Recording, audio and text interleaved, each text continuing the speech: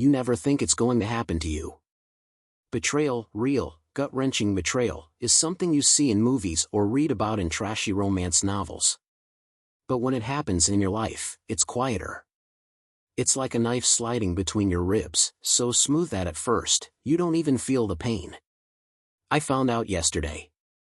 There I was, sitting in the same living room where we'd spent hundreds of nights laughing, sharing secrets, and dreaming about our future. Her phone buzzed on the table.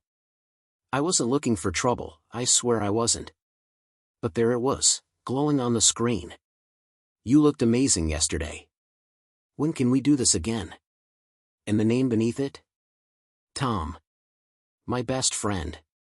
The guy who's been by my side since we were kids.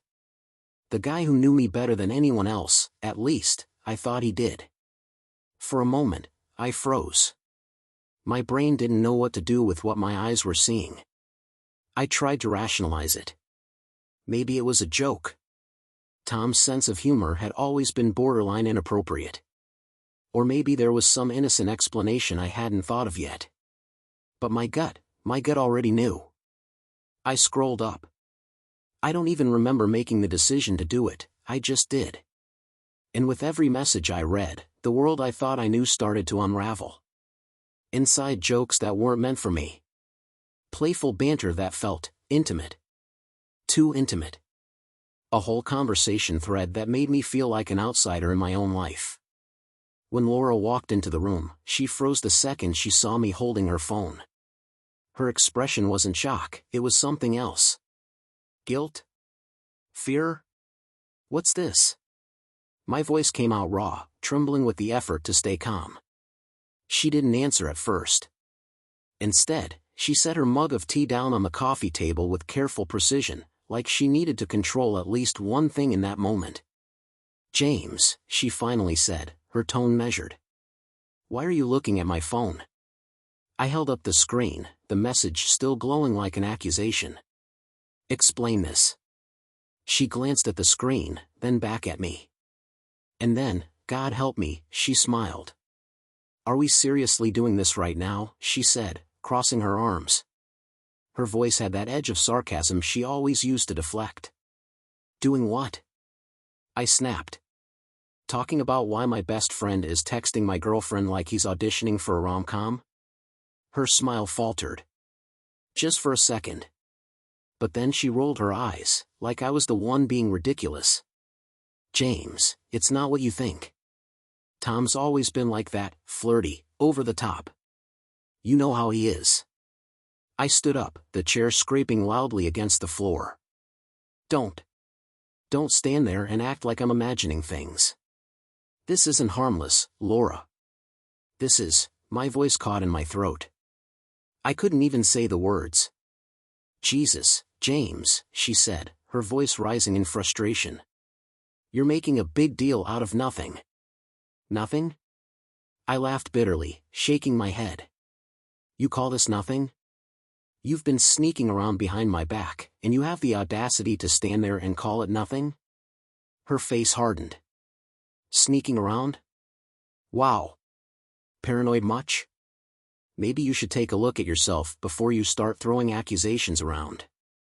I stared at her, trying to reconcile the woman I thought I knew with the one standing in front of me. So, that's it? You're not even going to deny it. Deny what? She shot back. That Tom and I have been friends for years? That we text each other? Sorry, James, but I didn't realize friendship was a crime. Something in me snapped. Friendship? Is that what you call this? I threw the phone onto the table, my chest heaving. God, Laura, at least have the decency to be honest with me. She opened her mouth to reply, but no words came out. And in that silence, I heard everything I needed to. They say betrayal feels like a knife in the back. But no one tells you that the blade twists long after the moment has passed. It wasn't just the message. It was everything that came after it, the way the cracks started to show in places I hadn't been looking before. After I walked out of that room, I didn't leave the apartment. I couldn't. I sat on the edge of our bed, staring at the wall, the phone still clenched in my hand. My mind was a storm, images of Laura laughing with Tom, that stupid message flashing like a neon sign in my brain, and the question I couldn't bring myself to ask, how long? My phone buzzed, breaking my spiral. A text from Tom. "Hey man, drinks this weekend? Gotta catch up." I almost laughed. The audacity of it. He didn't know I'd seen the messages. He didn't know his friendly facade was starting to crack, at least for me. For a moment, I considered calling him. Just to hear his voice, to see if there'd be a hesitation when I asked, "Anything going on with Laura?" But I didn't. Something about the thought made my stomach churn. I stood and walked back into the living room. Laura was there, sitting on the couch, her legs tucked under her, scrolling through her phone like nothing had happened. She didn't even glance up when I came in. "Laura," I said, my voice cutting through the air like a knife. She looked up, her expression unreadable. "What?" "We're not just sweeping this under the rug," I said, stepping closer. My hands trembled, but I crossed my arms to hide it.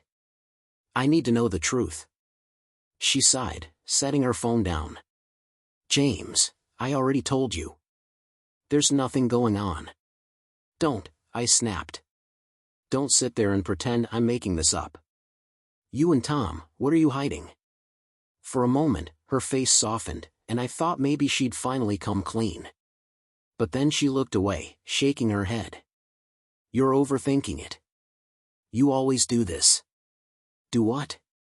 "Overanalyze, James. You think there's a conspiracy in everything. It's just Tom being Tom." I stared at her, my chest tightening. "You really expect me to believe that?" "Why wouldn't you?" she shot back, her tone sharper now. "Because you're insecure? Because you think every guy I talk to is some kind of threat?" Her words hit me harder than I wanted to admit. Was I insecure? Was I paranoid? For a split second, doubt crept in. But then I remembered the messages. The way her face had shifted when I confronted her earlier. "I wasn't insecure when I trusted you," I said, my voice quieter now. "But now I don't know what to think. I don't know who you are, Laura. Not anymore." Her eyes flashed with something, anger, maybe, or guilt. "I'm still the same person, James. Maybe you're the one who's changed." The words hung in the air like a slap. I turned away, running a hand through my hair. "This conversation isn't over," I muttered, heading for the door. "Where are you going?" she called after me. "To get some air," I said without looking back. The moment I stepped outside, the cold hit me, sharp and unforgiving. I walked aimlessly, trying to clear my head, but the thoughts kept coming. Memories of Tom. Of Laura. Of every moment I'd trusted them, every time I'd been blind to what might have been right in front of me.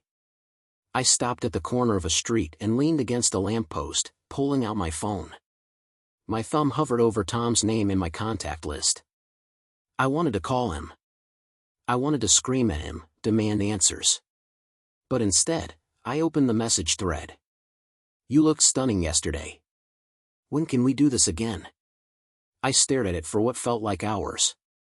And then, against every instinct screaming at me not to, I typed out a message. "How long has this been going on?" I didn't send it.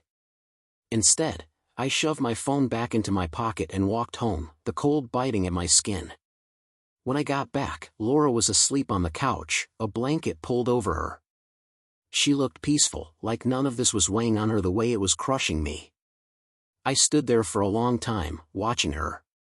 Part of me wanted to wake her, to demand she tell me everything.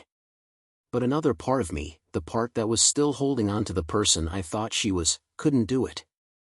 So I went to bed, alone, the silence of the apartment louder than it had ever been. The next few days passed in a haze.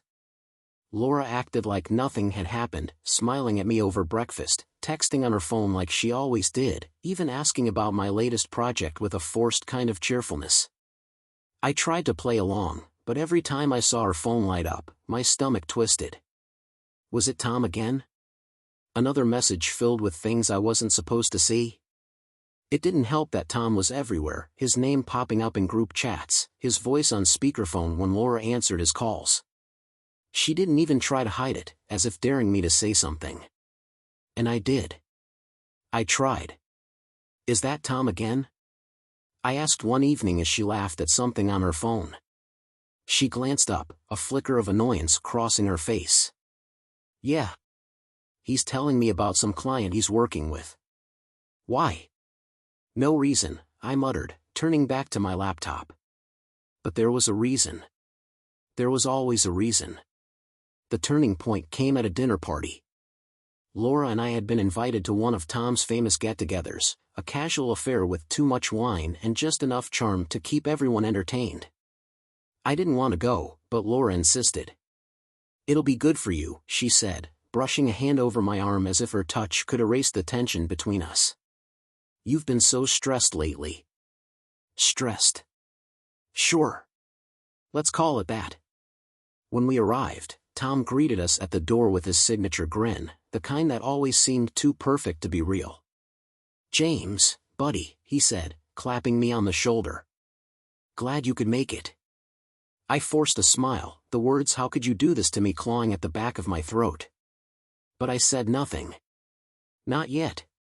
As the evening wore on, I kept my distance, nursing a drink in the corner while Laura and Tom moved through the room like co-hosts. She laughed at his jokes, touched his arm when she spoke, and every little gesture felt like a dagger twisting deeper.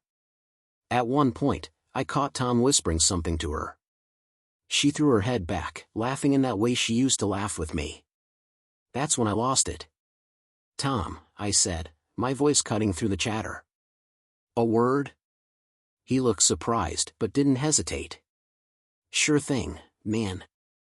We stepped out onto the balcony, the cool night air biting at my skin. "What's up?" he asked, leaning casually against the railing. I didn't bother with pretense. "What's going on between you and Laura?" Tom blinked, his grin faltering for just a second before he recovered. "What are you talking about?" "Don't play dumb," I snapped. "I saw the messages, Tom. The flirting. The whatever this is. So tell me, how long?" He sighed, running a hand through his hair. "James, you're overreacting. Laura and I are just friends. That's all." "Friends?" I laughed bitterly. "Friends don't send messages like the ones I saw. Friends don't look at each other the way you two do." His expression darkened. "Look, I don't know what you think you saw, but you've got it wrong. Laura loves you, man." "Does she?" I shot back. "Because it sure as hell doesn't feel like it." Tom held my gaze for a long moment before finally saying, "Maybe you should talk to her about this." "Not me." He pushed off the railing and went back inside, leaving me alone with the weight of his words. When Laura and I got home that night, I couldn't hold it in any longer. "We need to talk," I said as she kicked off her heels. She sighed, clearly exhausted. "Can it wait?" "I'm tired." "No," I said firmly. "It can't." She looked at me, her expression guarded. "All right. Talk." I took a deep breath, the words tumbling out before I could stop them. "I confronted Tom tonight." Her eyes widened, then narrowed. "What did you say?" "I asked him what's going on between you two. He said there's nothing, but I don't believe him. And I don't believe you either." Her face twisted in anger. "So now I'm a liar?" "I don't know, Laura. Are you?" She stepped closer, her voice low and furious. "How dare you? After everything we've been through, you're really going to throw accusations at me like this?" "Don't turn this around on me," I said, my voice rising. "You're the one who's been sneaking around, hiding things. You and Tom." "There is no me and Tom," she shouted. "Then prove it." I shot back. "Tell me the truth, Laura. Because I can't keep doing this." She stared at me, her chest rising and falling with angry breaths. For a moment, I thought she might finally tell me what I so desperately needed to hear. But instead, she said quietly, "If you don't trust me, James, maybe this isn't working anymore. And just like that, the ground beneath me crumbled. It had been a week since the dinner party at Tom's. A week of silence, tension, and Laura's increasing distance. She didn't try to explain herself anymore, and I stopped asking. But the questions didn't go away.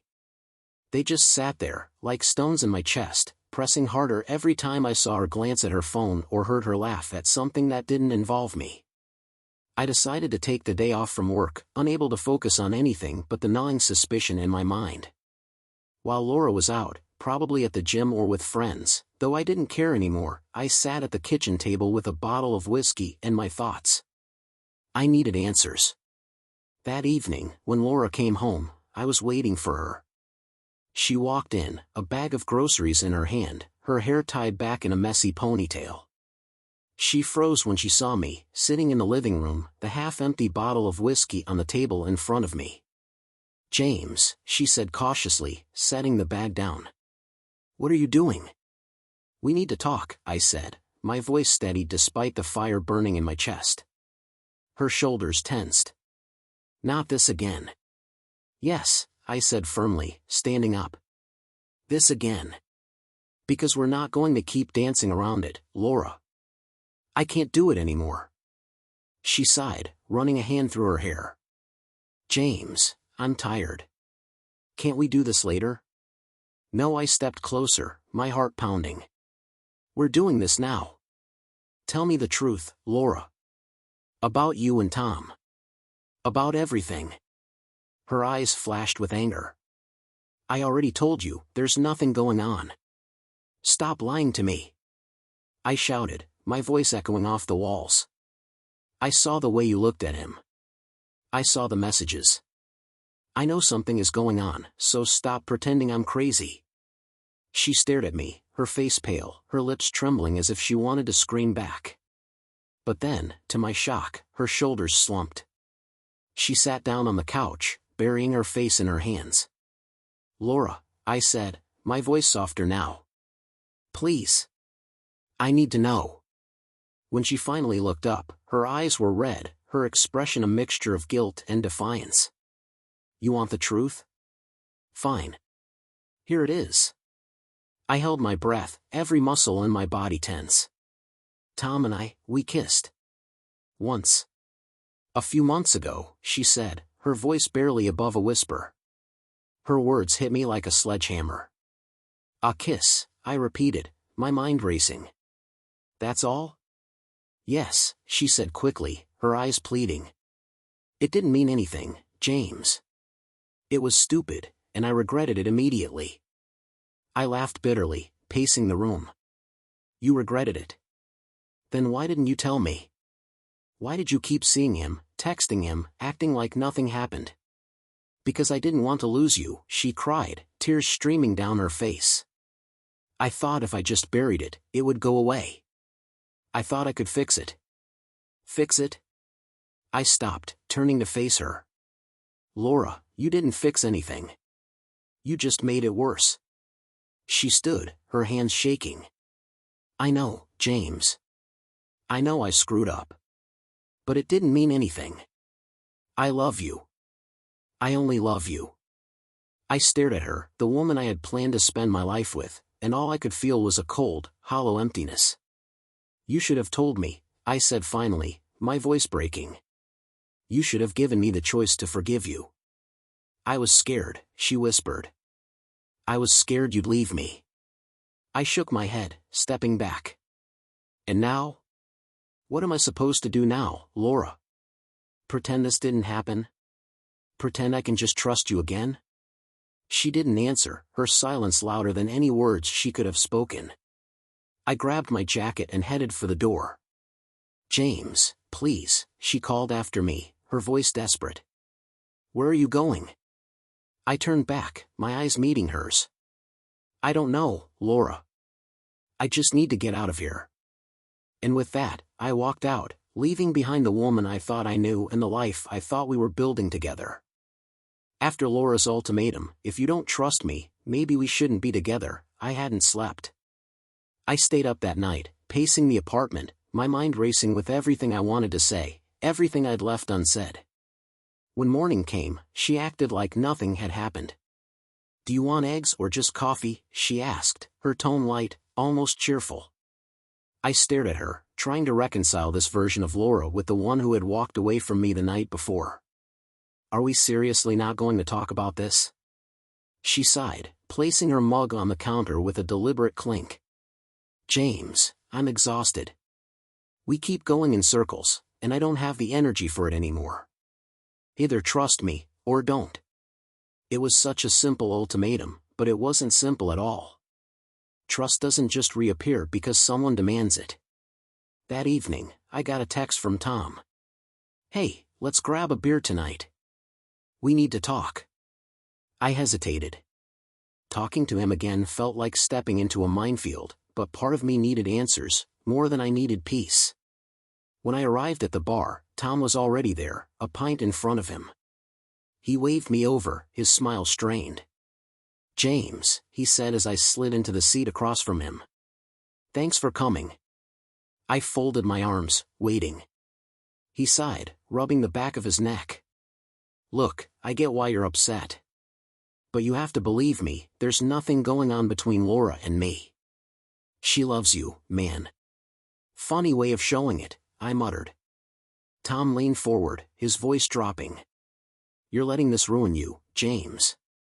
I've known you my whole life. Don't throw everything away because of a misunderstanding." "A misunderstanding?" I snapped. "Do you think I'm an idiot, Tom? I saw the way you looked at her, the way she looked at you. The messages. How do you explain those?" He didn't answer right away. Instead, he took a long sip of his beer. When he finally spoke, his voice was quiet. "You don't know what it's been like for her, James. You're always working, always distracted. She feels invisible." The words hit me like a slap. "So what? That gives you the right to step in?" Tom shook his head. "I didn't step in. I was just there. As a friend. She needed someone to talk to, and I listened.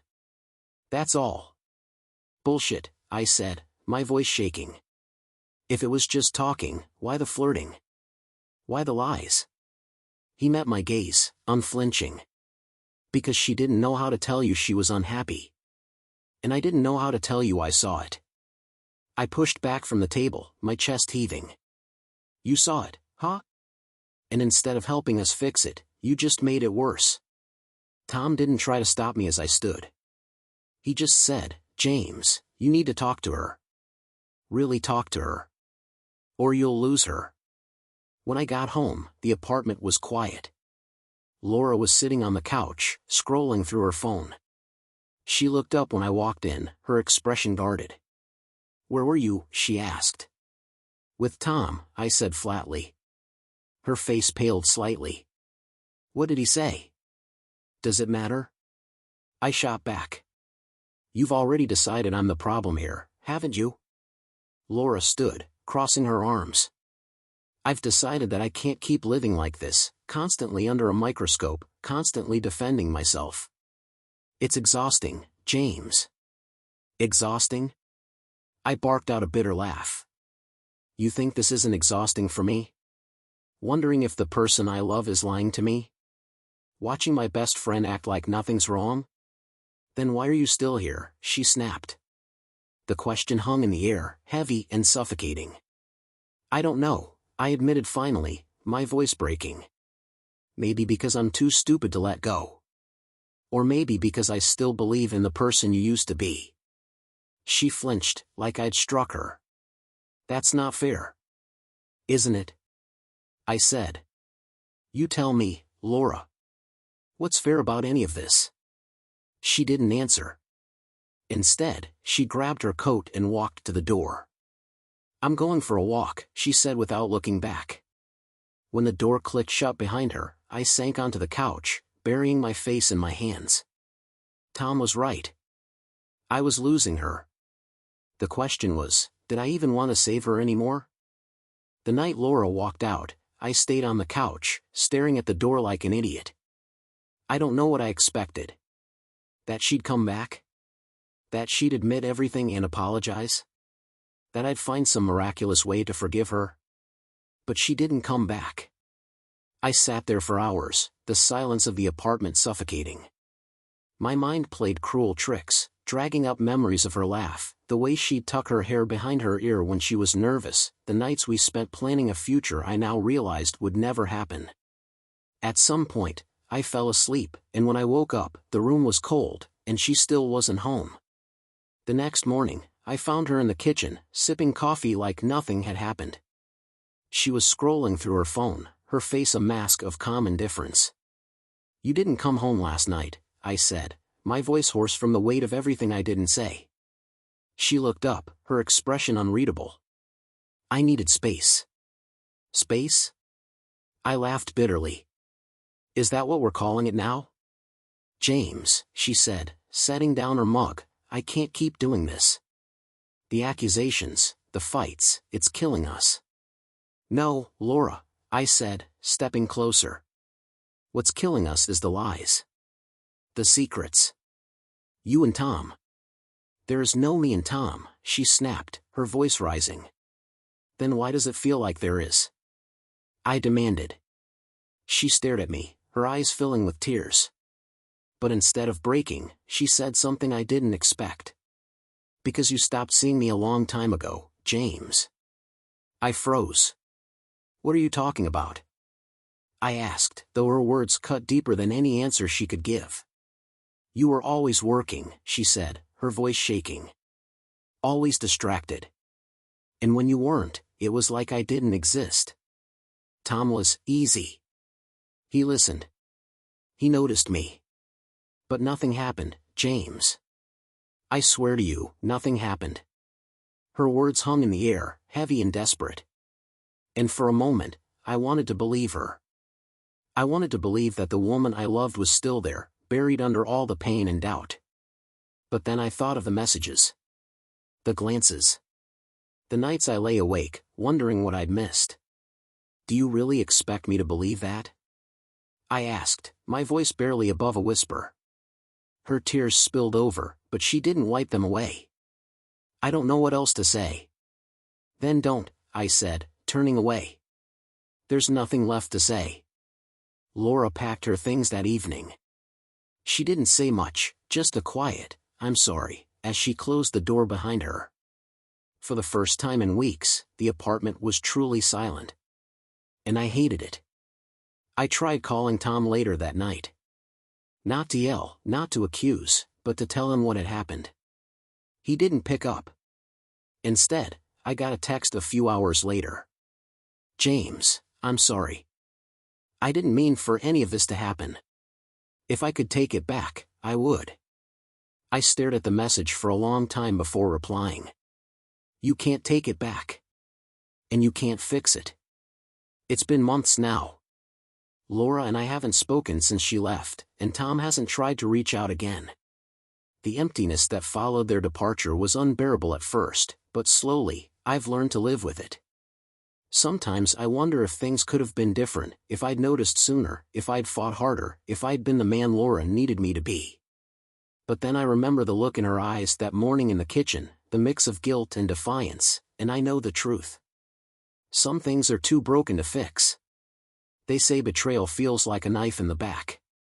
But for me, it wasn't the knife that hurt the most, it was realizing I'd been the one handing it to them all along. Subscribe to never miss a new story and discover even more captivating tales.